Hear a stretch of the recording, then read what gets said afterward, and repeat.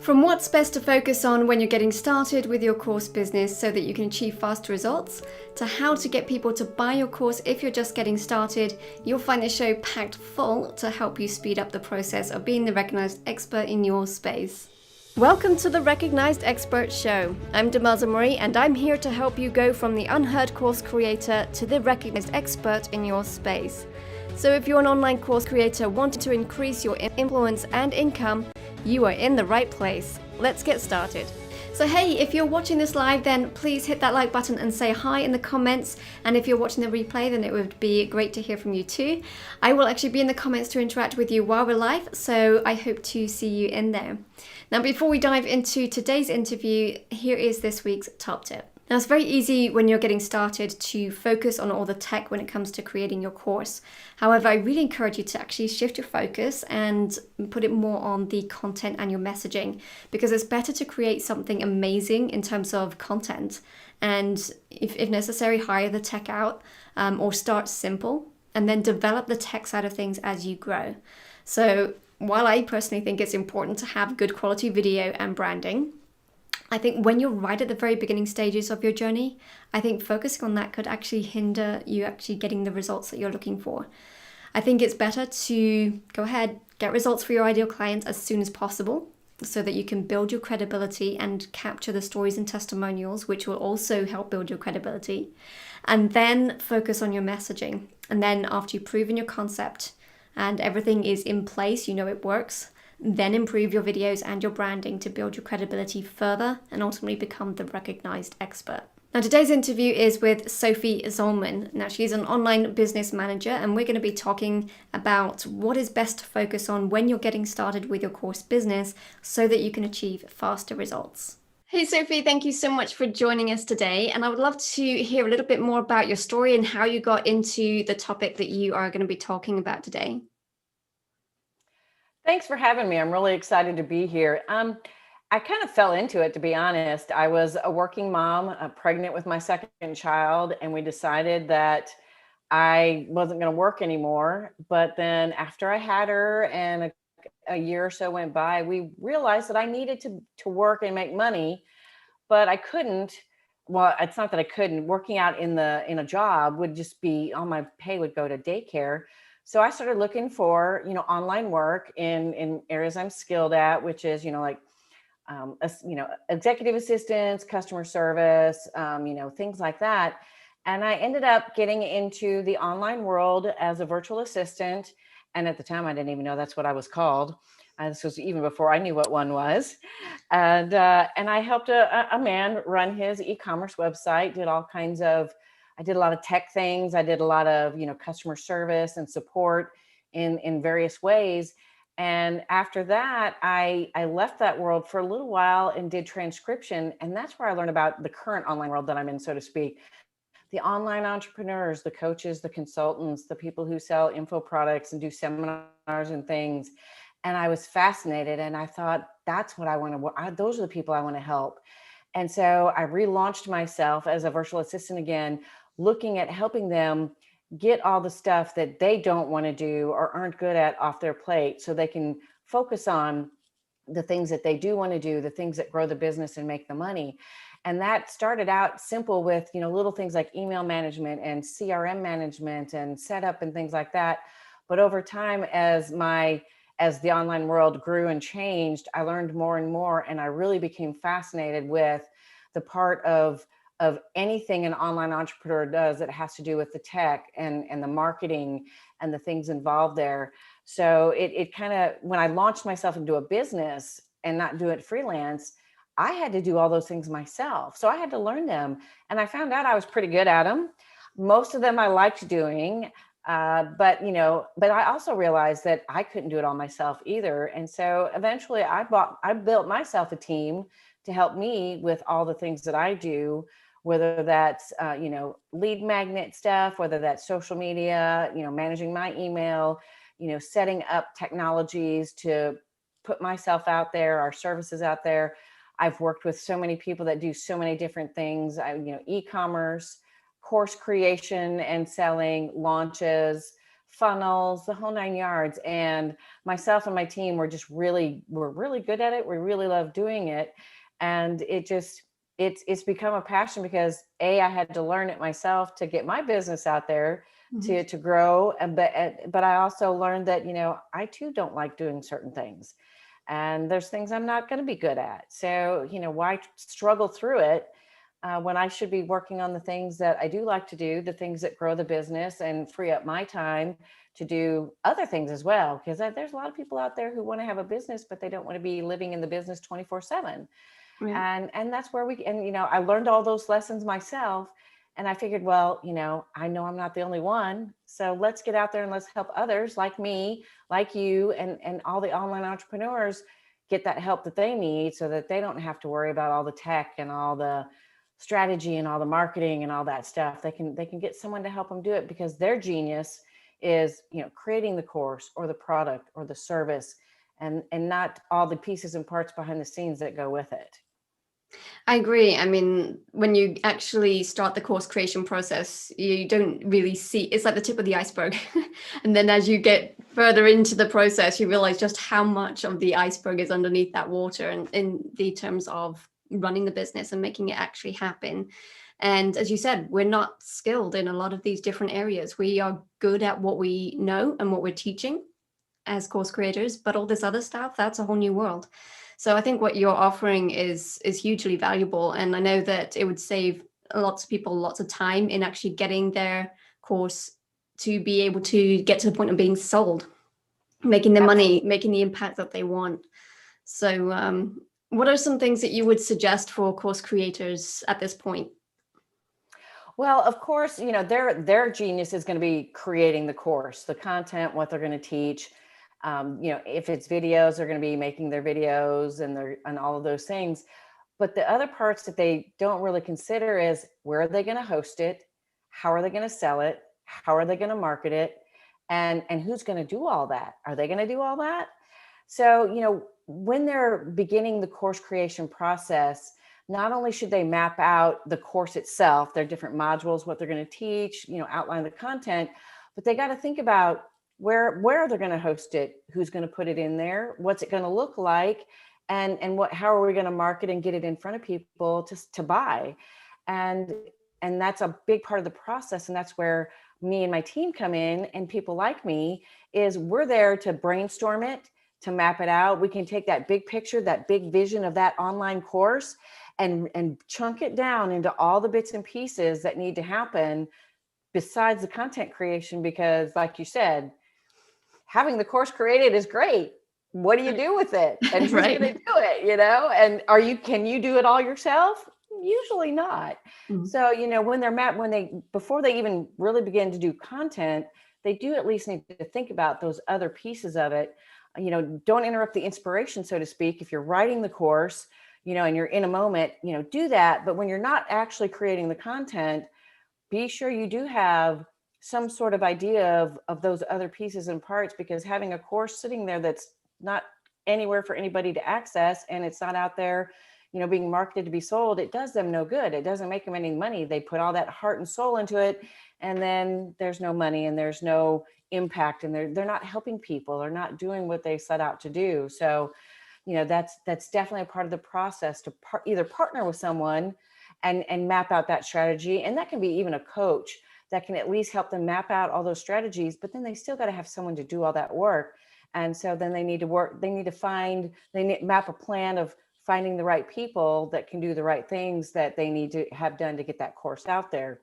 Mhm. It's kind of like sitting down and writing out, and it's like I call it a brain dump of sorts. You sit down and you write out all the different things that you do or that needs to be done for the course, completely from start to finish. And then you figure out which one of those things need to be delegated and you need to find people to do. And then you prioritize which ones are the most important to get done and get figured out first. And that's all a big step of the process. It's always mapping out, always brain dumping, always strategizing, and making sure, that you've got everything on your list of what needs to be done, and then figuring out who's going to do what and how you're going to find those people too. Because again, hiring people is a part of the process too. And that can Mhm. be that's a whole nother world too, is finding the people and hiring them and doing and getting them onboarded as well.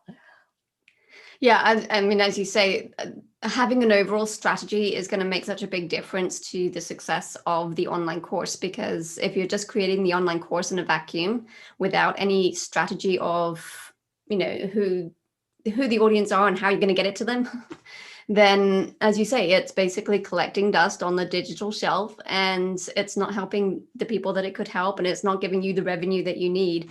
And as this show is titled, you're the unknown course creator instead of the recognized expert. So we don't want that. And I think, as you said as well, it's all very well, as solopreneurs, we do tend to have to do a lot of things by ourselves, but we are not geniuses in everything. And I think where we can outsource those areas where we are not that good at, for a lot of people, for example, that would be design kind of things, or the tech setup, as you were suggesting, hand those over to somebody else who can actually get the ball rolling. Because the other thing is that when the course is just sitting there, it's discouraging, and then you lose the momentum, and then you lose the desire to keep going because you're just not seeing the results. But if you have people behind you and helping you get things done, and things are actually taking shape, then there's that momentum that's keeping going, and that can help you and encourage you to keep,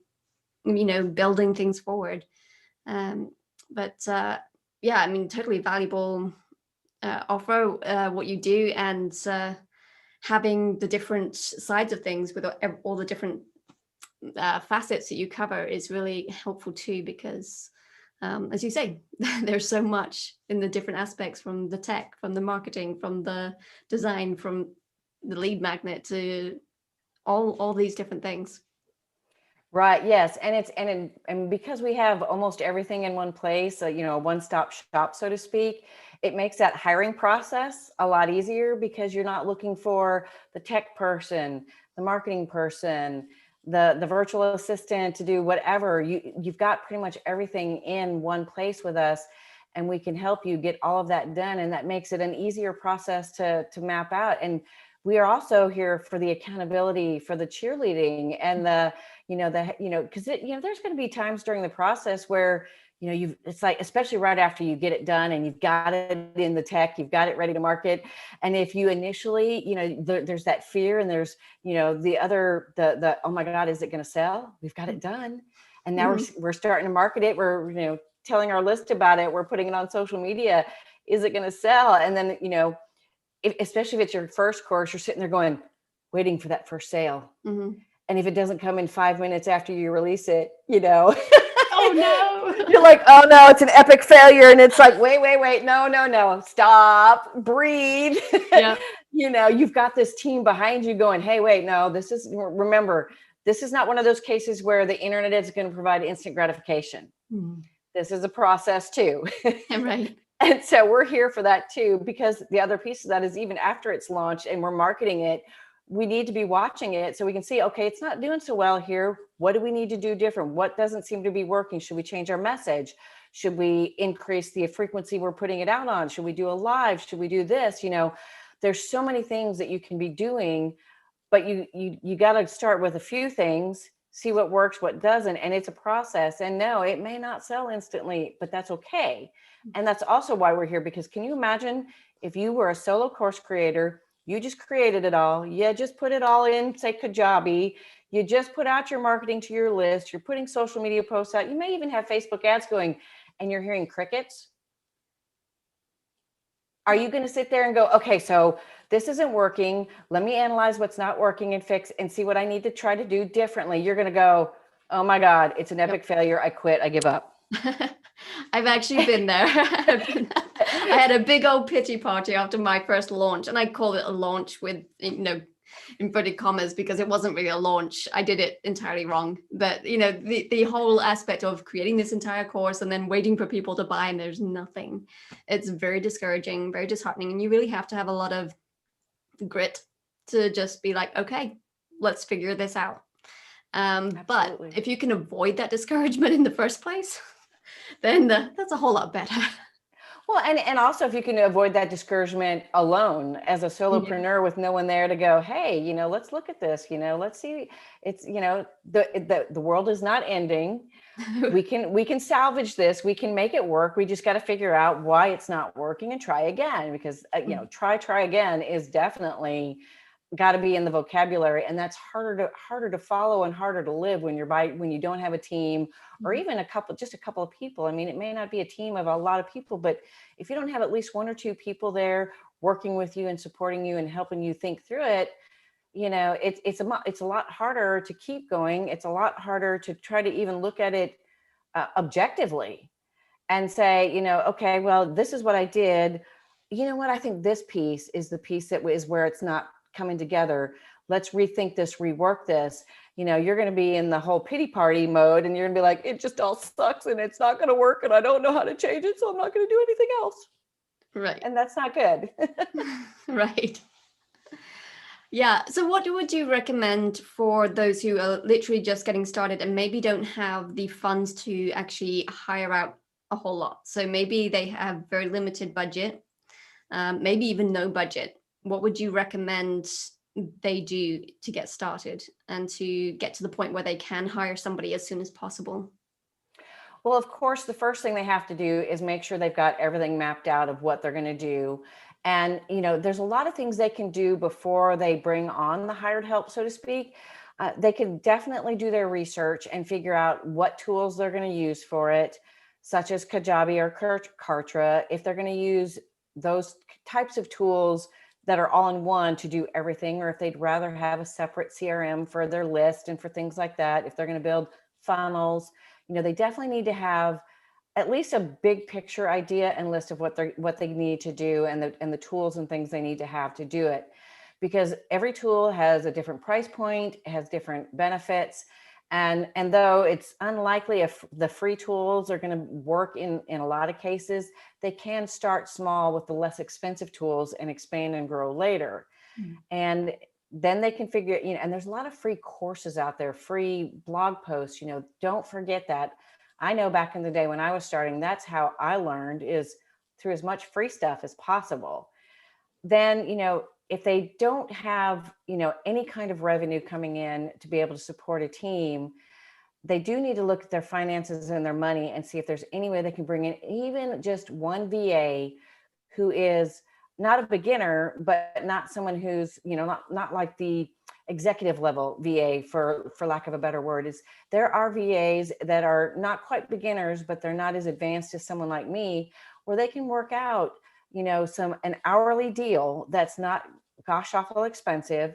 And also, depending upon where they live, what's in their community, they can think about interns. They can get college interns for either free in some cases, as experience on their resume, or they can hire them in at a lower rate than they would a virtual assistant or an expert like us, to be able to give them the help they need. And they can do it on an as-need basis. There's no commitment to contracts and X amount of hours or an X amount of dollars.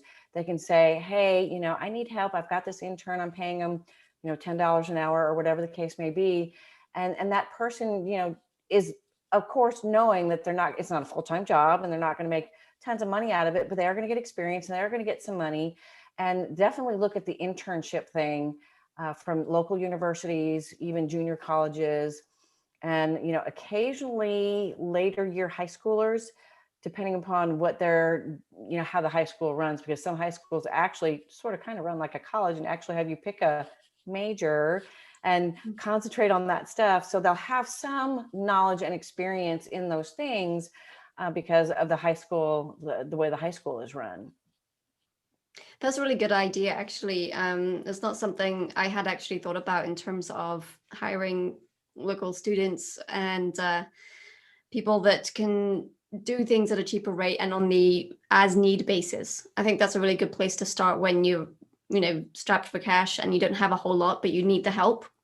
Yes. You can start there, and then as you grow, you can then hire an official, a VA, or whatever it is that you need as you build your business and have more revenue coming in. But as I've heard so many times, a lot of people who are now doing really well, they often say, I wish I had hired sooner. And that says a lot. It does. And it's unfortunate because starting out, starting out a business, there is so much to do. And you want to have a life and you don't want to kill yourself doing it because it's supposed to be your dream, your baby, your, the ultimate life. And here you are, hours and hours burning the candle at both ends, and you're not getting far enough, fast enough to generate revenue, but you don't have the money to pay someone to help you get farther faster to generate the revenue.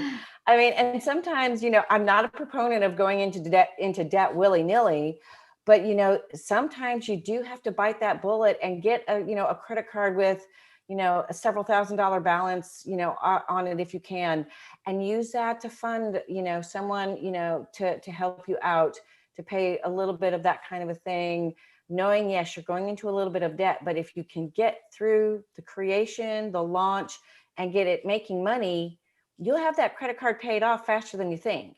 Oh, yeah. And you'll be able to expand and get more help and pay for more help because that course is taken off.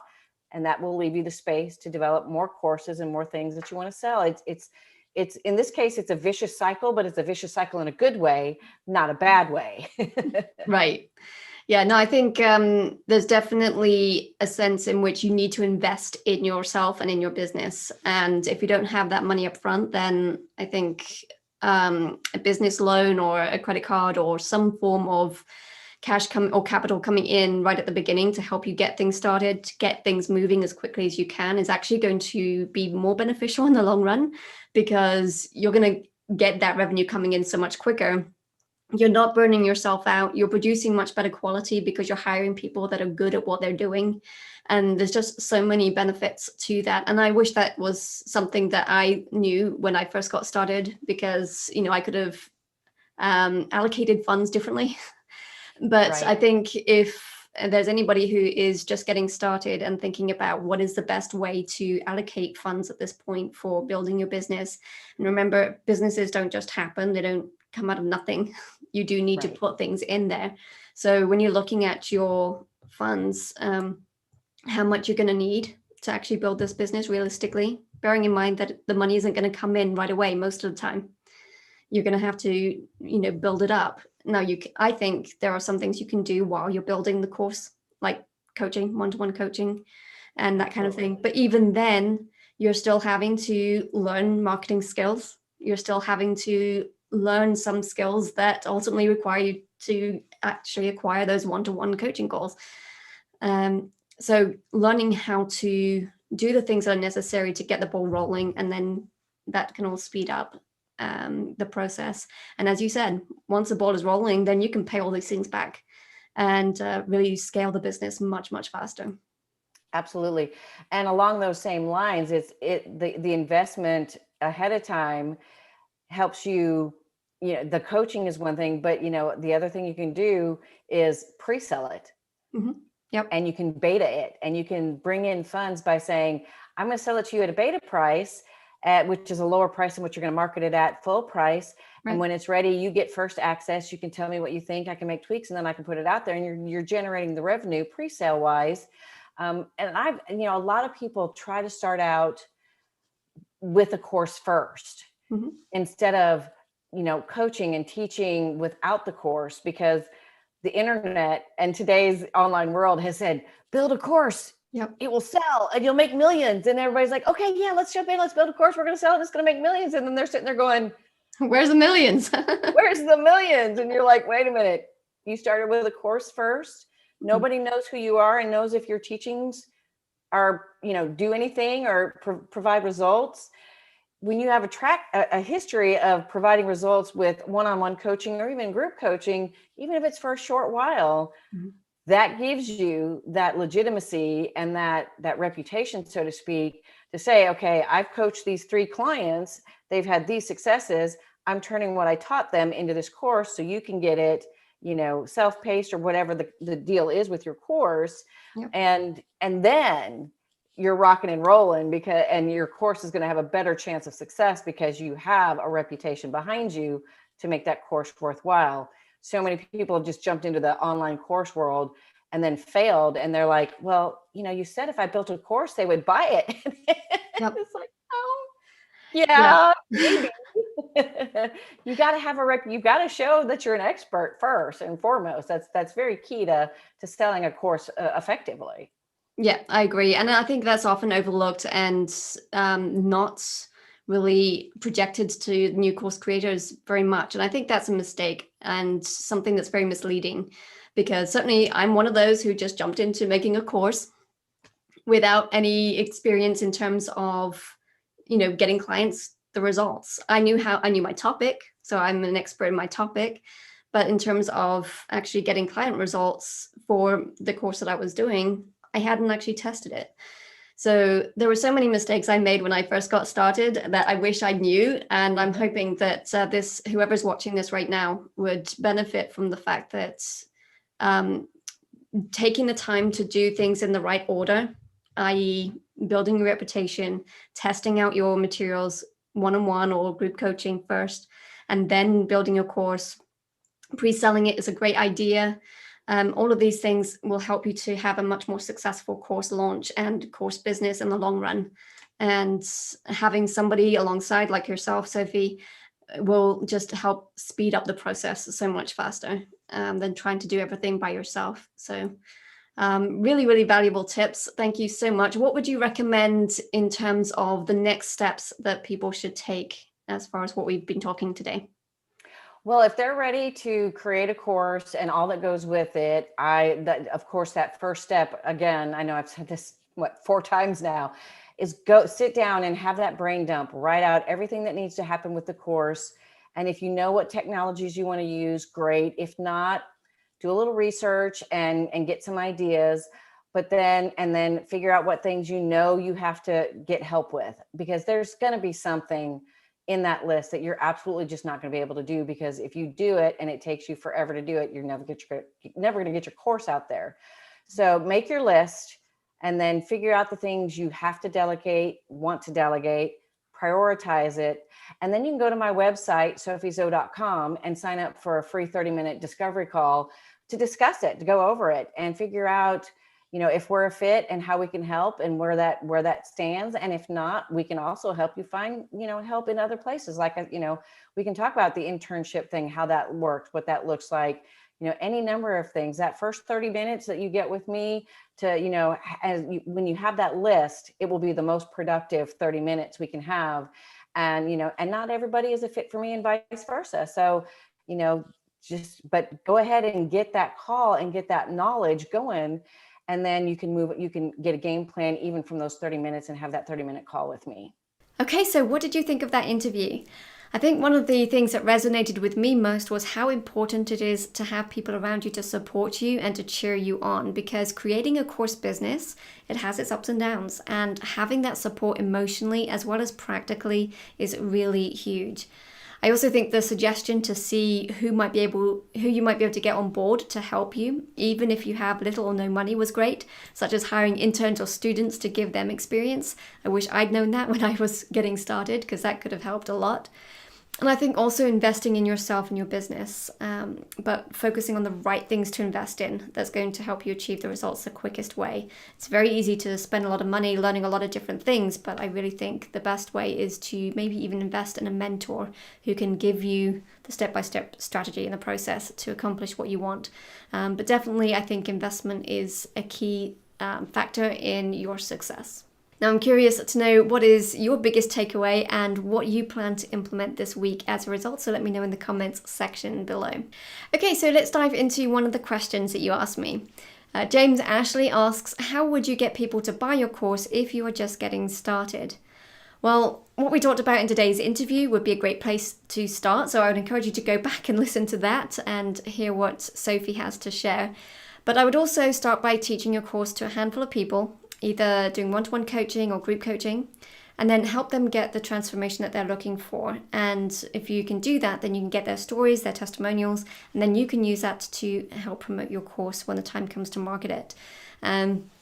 You could also do a beta version of your course for the same purpose. So again, it's to test the idea, to have some people giving you feedback that you can use later on. Obviously, stories and testimonials really help with the credibility. So that's going to help encourage other people to know that they can get the results too. So that's kind of purpose behind that. I would also recommend providing value in the form of free content. I personally think the best way to do this is via YouTube because it is searchable and it lives on beyond the newsfeed. Obviously, a lot of other options, it's there and available, and then it's gone. It's buried down, way down in the newsfeed. So I would encourage you to do YouTube videos, but you could do podcasts or blog posts or those kind of things to send people to as well. Ultimately, what you want to do is to build the know, like, and trust factor and help people see that you can offer really good value and help them achieve results. Another thing you could do is to answer questions in other Facebook groups from people who have questions on your topic. And this is great because this shows you as the expert, and it's a good way to lead people into your own Facebook group. My caution here would just be not to spend too much time getting sucked into the Facebook vortex, because you've got a lot of other things as a course creator to work on, so you don't want to be spending a lot of time on Facebook. But I think this is definitely a strategy that you could implement. And I would focus on your messaging, because if your audience doesn't see how your course will help them achieve their transformation, they're not going to buy. And this would be one of the areas that I would really suggest hiring help for, because messaging can be hard to nail down, and having someone more experienced that can help you actually create a message that your audience will act on is really going to help you to make more sales, I think. Now, if you would like to get your questions answered on this show, then please send me a DM on Instagram or on Facebook, or tag me with your question and I'll aim to get it answered on this show or directly with you. Now, as course creators, there's a lot that makes our business run effectively, so I like to recommend some of my favorite things as a course creator business owner, and today's recommendation is ClickFunnels. Now, I've used a lot of different tools for my business over the years, but I have since consolidated down to just using primarily ClickFunnels, because pretty much everything is under one roof, which makes it easier tech-wise, and it's actually no more expensive, I don't think, than piecing together all the different softwares that you might need elsewhere, which is what I was basically doing before. So I now use it for my sales funnels, which is of course the flagship feature of the product. And it's the part of your business that's going to be very instrumental in people actually buying your course from a technical sense, in as much as it's the customer journey, taking them from your lead magnet, for example, through to buying your course. So you really want that part of your journey to be as seamless as possible and to really be as effective as possible. And I think ClickFunnels really does a great job here. You can also use it for your emails. So if you don't want to use an external provider, you can do it all in-house. You can host your course on there, you can host your website there, and you can have an affiliate program if you want to. So if you want other people to promote your course, such as maybe even the students that went through it before, they might want to promote it to other people and get a commission for it. So all of that is in there as well. And also as part of the Platinum package, you can get access to Funnelflix. And Funnelflix is like Netflix for business owners. It's where a lot of really successful business people have put their courses, and you can have access to all of that knowledge and experience right there in Funnelflix. So I really think it's a great way to set you up to build your business successfully. Now, if you want to get a 14-day free trial to give it a test drive, you can check out the link in the description of the YouTube version of this show. Okay, so before I wrap this up, let's do a quick recap. So today's tip was to focus on content before the tech. You heard from Sophie Zollman, who's an online business manager, on the topic of what's best to focus on when you're getting started with your course business so that you can achieve faster results. I answered James Ashley's question on how you would get people to buy your course if you're just getting started. And my recommended tool this week is ClickFunnels, and you can get a 14-day free trial if you use the link in the description. And to wrap this up, the action step I encourage you to take between now and the next show is to figure out your planned strategy for your business and just go ahead and brain dump all the things needed to be done to get there. And then you can figure out where and when you need help in order to get there faster and easier. Next week, I will be interviewing Tim Kutza, a fellow course creator, on the topic of making your course unique. So be sure to subscribe if you haven't already so you don't miss that. And thank you for tuning into the Recognized Expert Show. For access to any of the resources mentioned in this episode, you can go to the show notes on the YouTube version of this show, which can be found at youtube.com/Demelza Marie. Now, if you found this show helpful, I would love for you to share it with others who you may also think would benefit from it. And I will see you next